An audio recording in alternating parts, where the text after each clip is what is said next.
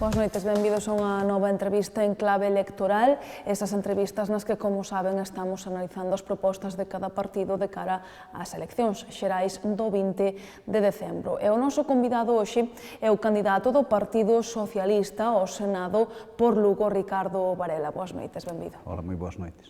Comezo facéndolle unhas preguntas máis de tipo persoal para coñecer máis o candidato e logo as propostas do seu partido. Perfecto. Nesas primeiras preguntas, pregúntolle que estudos ten e cal é o seu traballo actual. Bueno, eu estudiei en graduado social, o que se conoce como Relacións Laborais, na Universidade da Coruña. O meu traballo son funcionario municipal e actualmente desempeño a función política representando os cidadáns de Lugo de senador no Senado de España e preséntome de novo para continuar con ese traballo. Que idiomas manexa, pero en cal se soe desenvolver máis a miúdo? Eu son falante de galego e de castelán. Entendo o francés, pero, bueno, o meu idioma habitual de falar. Eu falo galego ou castelán máis ben dependendo do interlocutor que teño. Criei-me como castelán falante na miña familia, despois incorporeime o galego por vontade propia e falo indistintamente un idioma ou outro. Estado civil, fillos no caso de telos e lugar de residencia? Son casado e teño 3 fillos, 2 fillos e unha filla. E lugar de residencia? E lugar de residencia, Lugo. Dende o punto de vista persoal, que proxecto estrela lle gustaría ver rematado, unha vez remate, valga a redundancia, esta legislatura que está a piques de comezar? Bueno, pois son moitos, pero seguramente se tivera que priorizar algún. A mí gustaría que esta legislatura, se o Partido Socialista ten a responsabilidade de gobernar, que puidéramos levar adiante algo que plantexamos no noso programa, que é algo tan sinxelo como blindar nunha reforma constitucional o que son eses servicios públicos que fan do noso país un referente, o que fixeron durante algún tempo, neste momento están en perigo, un referente en Europa. Nos plantexamos que na Constitución a sanidade, a educación e as políticas sociais se reflictan como un dereito dos cidadáns e, polo tanto, non poden ser modificadas con independencia do goberno que haxa en cada momento. Nos construímos ese estado do bienestar con un esforzo moi grande de todos os cidadáns e hoxe vemos como está en perigo. Eso non debe de pasar e para iso seguramente unha reforma constitucional que consolide como esos dereitos na propia Constitución sería unha garantía de que no futuro ese debate desaparecera. Para entrar xa nas preguntas máis de propostas do seu partido, comezo preguntándolle por cal é a opinión sobre o Senado dende o Partido Socialista e se creen que debería desaparecer. Bueno, eu non creo que o Senado deberá desaparecer. Eu creo que o Senado levamos moitos anos, desgraciadamente, falando da reforma do Senado sin que chegue a reforma do Senado en ninguna ocasión. Eu creo que o Senado é unha cámara que sería moi útil ao noso país. O noso país é un país descentralizado do punto de vista político, descentralizado do punto de vista administrativo, descentralizado do punto de vista mesmo cultural e histórico, e necesita dun elemento de cohesión territorial onde as distintas partes do noso país se encontren e podan discutir, falar e acordar. Esa sede pode e debe ser o Senado. Para iso foi diseñado no seu día na Constitución, o que pasa que non se desenvolveu realmente o seu papel. E ese papel do Senado é importantísimo. Eu creo que algunhas das cousas que están pasando hoxe no país, os temas que vemos de desafecto, desapego territorial, o que está pasando con Cataluña, seguramente con unha cámara donde se puidera encontrar, debatir e acordar, non tiveramos chegado a esa situación. Por iso creo que o que hai que facer é fortalecer e reforzar a función real territorial do Senado. En canto ás diputacións, a mesma pregunta, que opinas sobre elas? En canto ás diputacións, bueno, o primeiro que hai que dicir con respecto ás diputacións é que tampouco se debe de engañar a xente. Parece que a desaparición das diputacións fora a solución económica do país. O 80% dos gastos da Diputación son gastos dos funcionarios que traballan nas Diputacións facendo distintas labores. Por lo tanto, en caso de desaparecer as Diputacións, esos funcionarios integrarían outras administracións que asumirían esas funcións. Por lo tanto, ese aforro do que se fala, entre comiñas, se quedaría reducido prácticamente ao 20% do que están falando. Dito eso, se hai a posibilidade de que outras administracións con eficacia podan desenvolver as funcións que está facendo as diputacións, que é unha función tamén de integración territorial nas provincias en cuestións que non son capaces os concellos de poder facer por si mesmos. Eu non tería inconveniente, e o meu partido tampouco, en que eso se pudiera producir. Pero debe de ser fruto, primeiro, de unha descentralización ou de unha concesión de competencias aos ámbitos superiores e inferiores, en este caso a Xunta de Galicia ou os propios concellos, que dera eficacia, que dera seguridade e que fora fruto dun acordo político amplio. Para facer unha modificación dese tipo, eu creo que as grandes cousas que afectan ao noso país deben de estar baseadas en grandes acordos. Eu creo que debe haber un acordo nese sentido e eu creo que, desde logo, non tería ningún inconveniente en apoiar eso. A asignatura pendente con Lugo é a conexión ferroviaria. Que propostas levan dende o Partido Socialista neste eido? Bueno, as propostas do Partido Socialista nesta materia son ben sinxelas. Retomar o que se estaba facendo e se deixou de facer durante estes 4 anos. Eu, cando cheguei ao Senado, entre outras cuestións, preocupeime por facer un seguimento, o controle, a miña función, estando na oposición, e o control do goberno, sobre o que estaba pasando cas infraestructuras da nosa provincia e, en particular, ca alta velocidade. E dime conta de que non aparecía información no Ministerio do que se estaba a facer en relación ca alta velocidade de Lugo. Fixen moitas preguntas, non é doado en moitas ocasións acadar a resposta adecuada do goberno, porque ou non contesta ou contesta lateralmente sin respostar o que realmente lle estás preguntando, pero eu son bastante pertinaz a través de uns informes, un método de informes que ten previsto o Senado, conseguí que me deran o expediente completo de a estación intermodal de Lugo e do que fai referencia ao AVE, a nosa provincia, o trazado da nosa provincia. E descubrín con sorpresa que o goberno, a ministra de Fomento, tiña dado instruccións, había un ano, cando conseguín a información, xa facía un ano, tiña dado instruccións para paralizar o proxecto da estación intermodal de Lugo. Con dúas cuestións que me parecen gravísimas. Por unha banda, tomaron a decisión de paralizar a estación intermodal, que é o mesmo que decir o AVE non vai ir a Lugo, porque se está paralizando as infraestructuras que sosteñen esa red, pois é o mesmo que decir que non vai ir a Lugo. E a segunda, que é tan grave políticamente, é a ocultación. Non supemos os lucenses que o Ministerio tiña tomado esa decisión. Tanto é así que rescindiu o contrato co estudio que estaba facendo o proxecto, lle pagaron o estudio a parte que estaba feita, retiraron o resto dos cartos e anularon o proxecto. Que quere isto dicir? Que todo aquilo que estaba posto en riba da mesa polo goberno anterior para que o AVE chegara a Lugo, como a Coruña, a Ourense, a Vigo, o resto das cidades de Galicia, desapareceu. A nosa proposta, retomar, e o faremos se nos gobernamos, o primeiro que vai a facer o Ministerio de Fomento do novo goberno son retomar os proxectos que o Partido Popular suspendeu para o AVE a provincia de Lugo. Non pode ser que a provincia de Lugo e a cidade de Lugo sexa a única que queda sin conexión co AVE en Galicia. Iso é inaceptable. En canto ao paro, que é unha das grandes preocupacións da cidadanía, que propostas levan para combatelo? Bueno, para o paro, efectivamente, é un dos grandes problemas que ten o noso país. Nos, no anterior goberno, sufrimos nos últimos anos a parte máis cruda da crisis. É certo que o goberno anterior de Zapatero ten o récord de ocupados no noso país con cerca de 20 millóns, pero tamén é certo que nos últimos anos, 2 anos, 1 ano e medio, 2 anos, sufrimos dun xeito moi acusado a crisis, unha crisis tremenda que nos azotou, con unha caída moi importante do paro.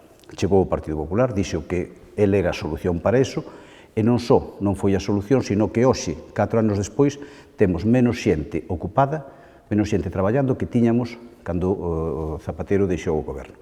Iso quere dicir que o Partido Popular non tiña resposta, porque a resposta pasa fundamentalmente por unha modificación do noso modelo productivo do noso país, un modelo productivo con un maior valor engadido, que non este baseado en actividades de baixa cualificación e baixos salarios, e temos que mudar o modelo. Pero, desde logo, o que non vamos a conseguir é mellorar a situación do noso mercado de traballo que a reforma laboral que fixe o Partido Popular. A reforma laboral que fixe o Partido Popular supuxo, en primeiro lugar, a desregulación da capacidade de negociación colectiva dos traballadores, que están inermes, hoxe, indefensos, diante dos empresarios a hora de negociar. Supuxo unha caída salarial casi de en torno do 10%. Cada un na súa casa o sabe mirando a súa nómina en relación con subía a vida, que subía a nómina, na caída do 10%. E supón que hoxe, 4 anos despois, en España, o conxunto dos españoles, traballamos a semana 35 millóns de horas menos que no ano 2011. O goberno está a vender que hai máis traballo. E a pregunta é ben sinxela. Como é posible que haxa máis emprego se estamos traballando 35 millóns entre todos, 35 millóns de horas menos a semana que o que se traballaba no 2011? Pois, sinxelamente, porque a reforma laboral o que fixo foi non crear emprego, trocear o emprego que había existente. E en algún lugar, ou algún emprego que tiña 8 horas, unha persona con emprego a tempo completo, de carácter indefinido, hoxe hai 3 ou 4 persoas ocupando ese emprego, traballando 2 horas, 3 horas, 1 hora, pero non se crea máis emprego, se trocea o que existía. Por lo tanto, a reforma laboral nese sentido é letal. E é letal tamén o que ten feito a reforma laboral en relación ca protección das persoas desempregadas, que son o máis vulnerable da nosa sociedade, o máis débil, o que temos que protexer máis. Bueno, pois, o Partido Popular recortou en 4 exercicios, mas o que ten previsto para os presupostos que aprobou para o ano que ven, casi 42.000 millóns de euros retirados dos subsidios ao desemprego, é dicir, dos que teñen máis dificultades. Para facerse unha idea, o mesmo que costou o rescate da banca.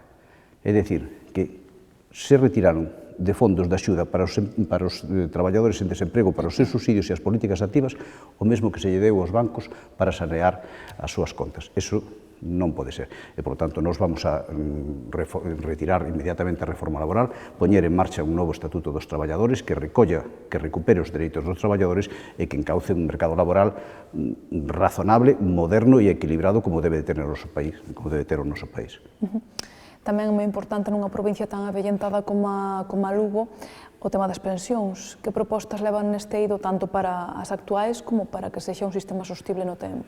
Bueno, para que sexa un sistema sostible, o primeiro que hai que facer é que o goberno que goberne faga o que fixe o goberno anterior. É dicir, en lugar de sacar cartos da hucha das pensións, do fondo de reserva, conocido como fondo de reserva, o que faga era metelos. O goberno de Zapatero, o Partido Popular, criticoulle, creo que casi todo, non?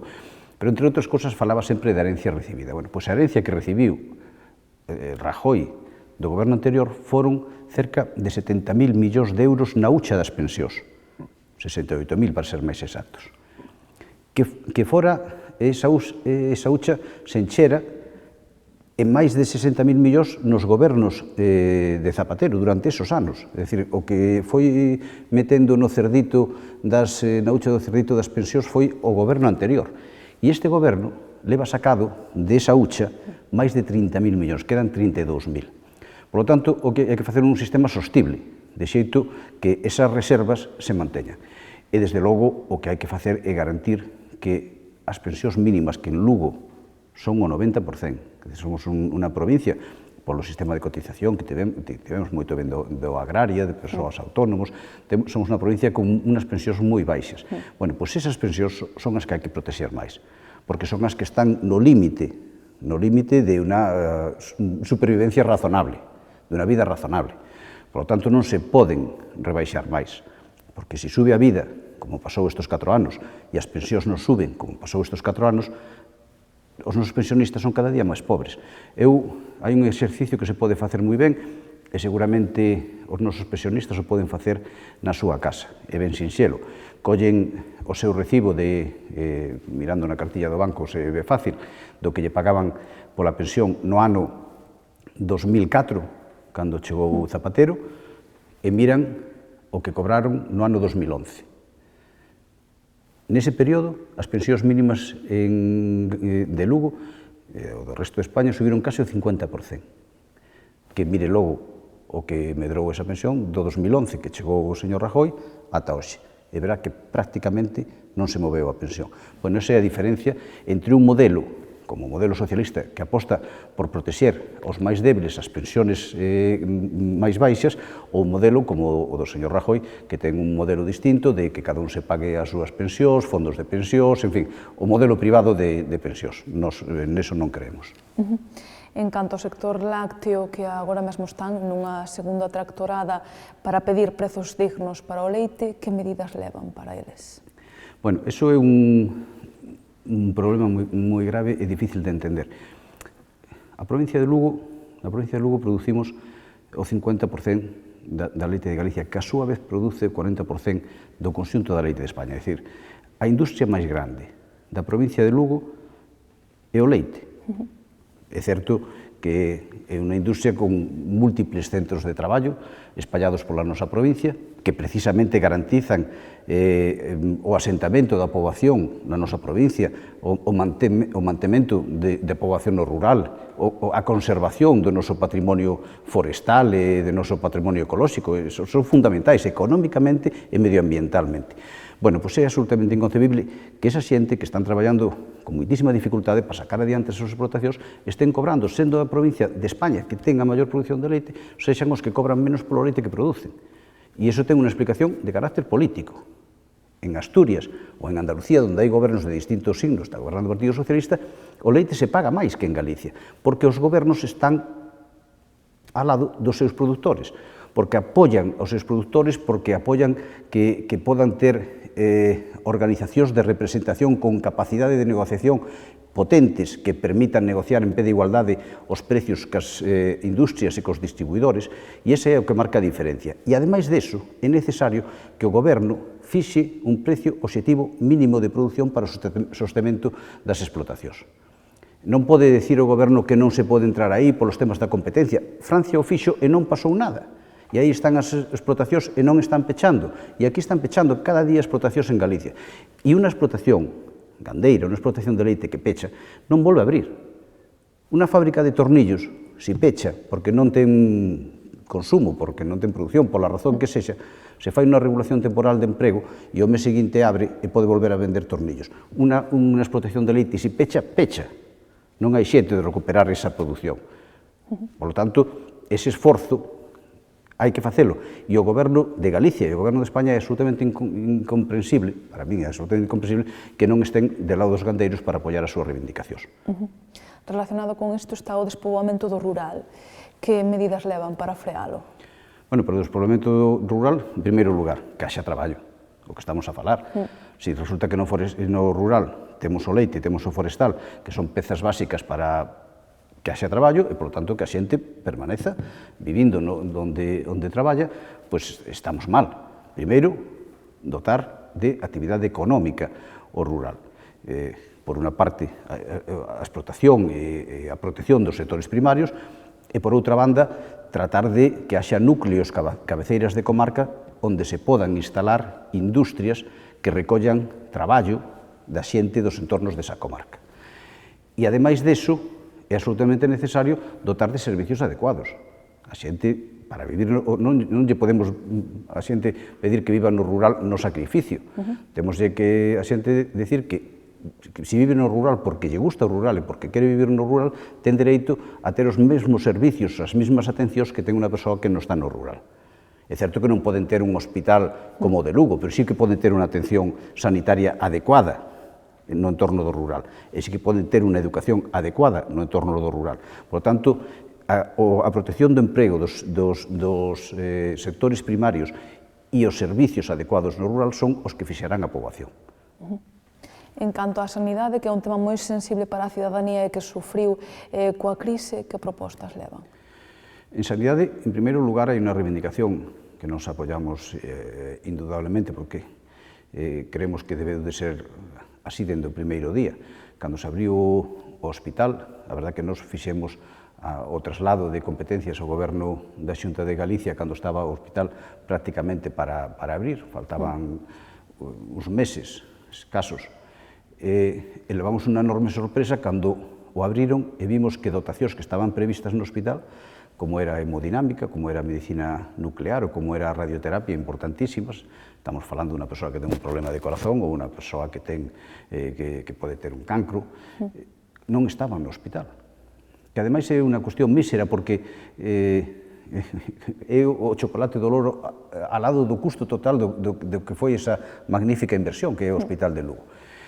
Pero eu creo que non tanto polo custo, senón por unha mentalidade que ten o goberno da dereita de que determinados espacios sanitarios públicos non estén perfectamente cobertos para que eso provoque un reborde ou un desborde hacia a iniciativa privada sanitaria é o que lle levou ao goberno do señor Feijóo a non completar esos servicios. Bueno, en primeiro lugar, hai que facer eso.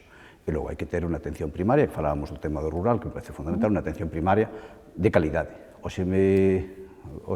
Onte me comentaban en unha visita que facía un pobo, unha persona, unha señora que tivera unhas quemaduras e que tiña que vir a facer as curas a Lugo cada día durante casi un mes porque non había materiais axeitados e adecuados no centro de saúde no que se atopaba, pola zona do suroeste lugués, nun concello, en Antas en concreto.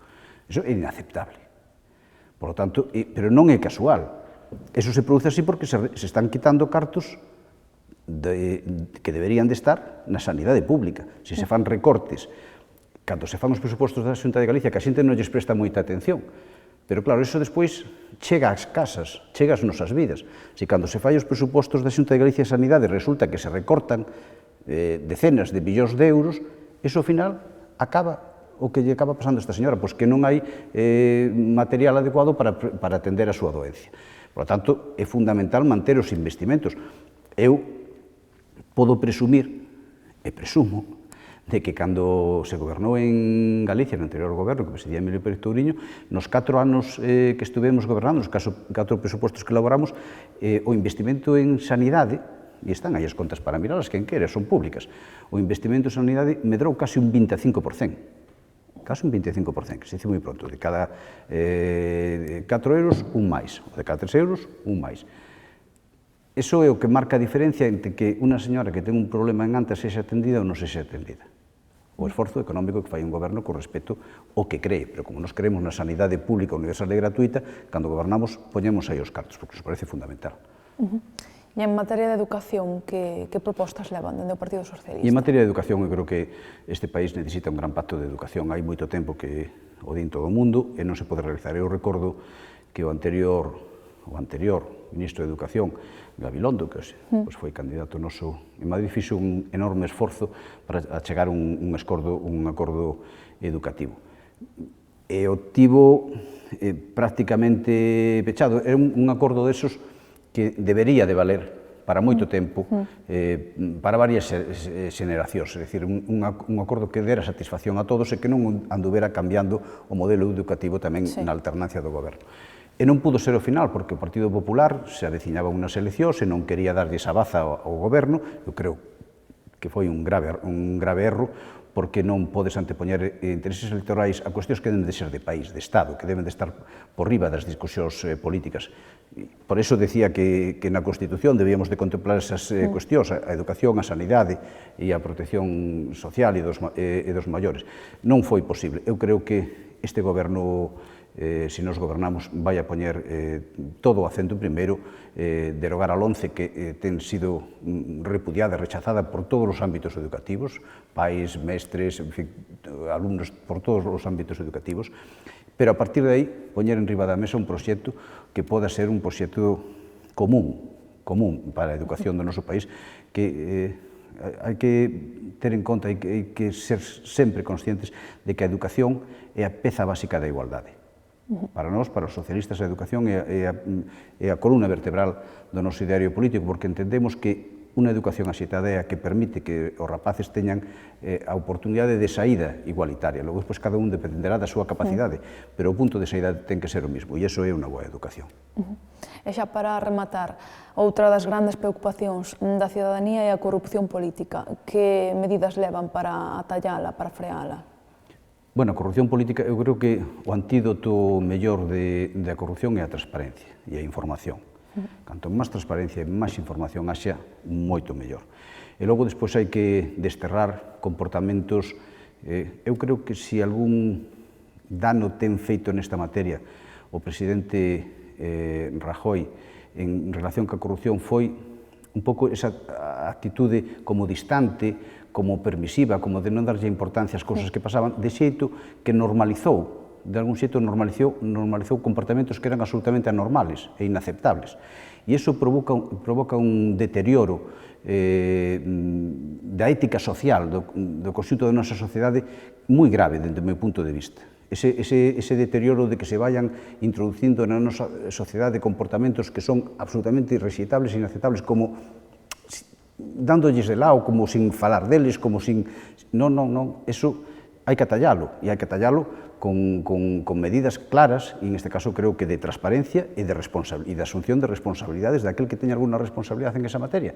Non podemos compartir, ni se pode facer tampouco, porque eso son actitudes predemocráticas, cando non prefascistas, facer un xogo que é moi utilizado, que cando hai algún núcleo de corrupción, non falar do que fai o dese núcleo, senón do conxunto da política, da sociedade. Non é así. O que se corrompe é o que se corrompe, e hai que ir sobre el, e hai que ir sobre a institución na que pode estar o partido, o que sexa, que pode estar sumerxido na corrupción. Pero, desde logo, o que non se pode facer é deteriorar ou tratar de minusvalorar a democracia por os comportamentos de algún. Hai que ir a responsabilidade que cada un ten. E, desde logo, un mecanismo, como decía ao principio, un mecanismo que me parece fundamental é a transparencia no funcionamento dos partidos, das institucións, é dicir, que haxa unha capacidade plena dos cidadáns para coñecer en cada momento hasta o último movimento do que está pasando nas institucións que están pagando. Nós estamos nas institucións para representar a xente. Eu, cando son un senador de Lugo, teño perfectamente claro que o que son é unha persona que me mandan os veciños de Lugo a unha institución para que fale en nome deles, para que os represente. Non son máis, nin menos, eso é moito, ter a honra de representar a moita xente, pero non son máis. Eu non son a institución onde eu estou non está para que eu me sirva dela, eu estou ali para servir a xente que me manda ali. E, por lo tanto, ese concepto da política, do que debe ser a política, se instala, por iso falaba da ética social, e de non deteriorar esa ética social, se se instala, teremos avanzado moitísimo en loitar contra aqueles que pensan que as administracións ou a política son un sitio onde se vai para servirse delas. Pois moitas gracias, Ricardo Varela, candidato ao Senado do Partido Socialista, por estar esta noite connosco. Moitas gracias a vostedes. E, como non, moitísimas grazas a todos vostedes por seguirnos nunha entrevista electoral máis. Lembren que a última será mañá e o convidado será o cabeza de lista ao Senado polo Partido Popular, José Manuel Barreiro. Así que tampouco se a perdan. Que teñan moi boa noite. Deica mañá.